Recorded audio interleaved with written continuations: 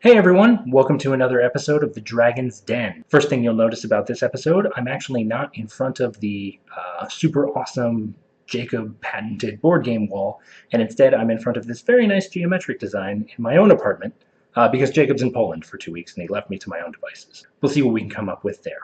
On this week's episode, I'd like to talk about variable player powers. This is a mechanic that's common to quite a few games these days. We're going to be talking about what faction selection is, how it gets balanced, and also, importantly, what a game can look like when factions maybe aren't necessarily as balanced as they could or should be. First of all, anyone who's ever played a game, from classics like chess to sort of contemporary staples like Settlers of Catan, Ticket to Ride, things like that, you more or less know the basics of, okay, I've got this faction and I'm facing off against this faction, but in most cases, those factions are identical. Colors are purely a cosmetic choice, and everyone has the same actions, opportunities, and objectives that they're working towards throughout the game. On the other hand, some game designers decide not to go for pure identical symmetry and go for something different instead. Rather than making each team or faction or character identical, they're going to introduce special abilities and mechanisms that are unique to a particular faction.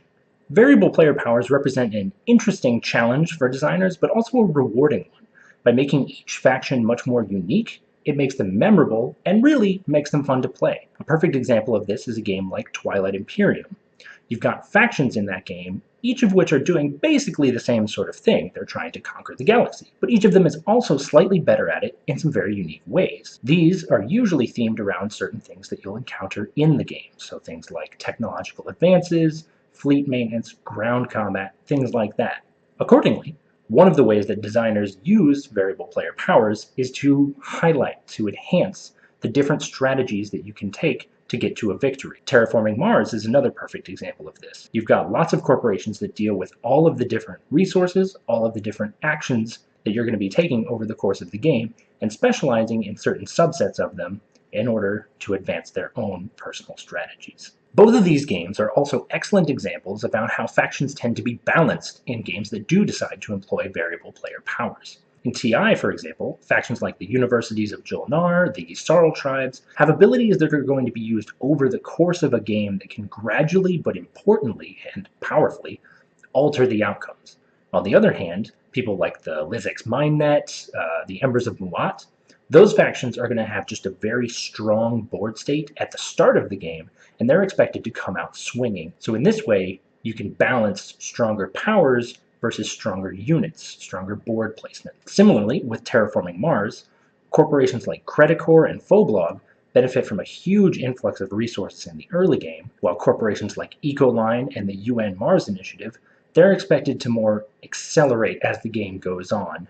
In both of these games, players are still fundamentally performing the same actions, they're just doing so with unique strengths and weaknesses that benefit them differently at different parts of the game and in relation to different mechanics. But what about a game that isn't designed that way? We've talked a lot on the podcast lately about Vast the Crystal Caverns, and also in the past we've mentioned games like A Distant Plane. These games have factions that aren't even intended to be remotely the same. You've got vastly different objectives, pun intended, and accordingly, you've got different abilities, different actions even that you can take throughout the course of the game. Balancing these games can be much more of a challenge because you're not starting from a place of identical factions. Instead, you kind of have to approach it from a perspective of what is each faction's goal and what are the actions that they're going to take to get there.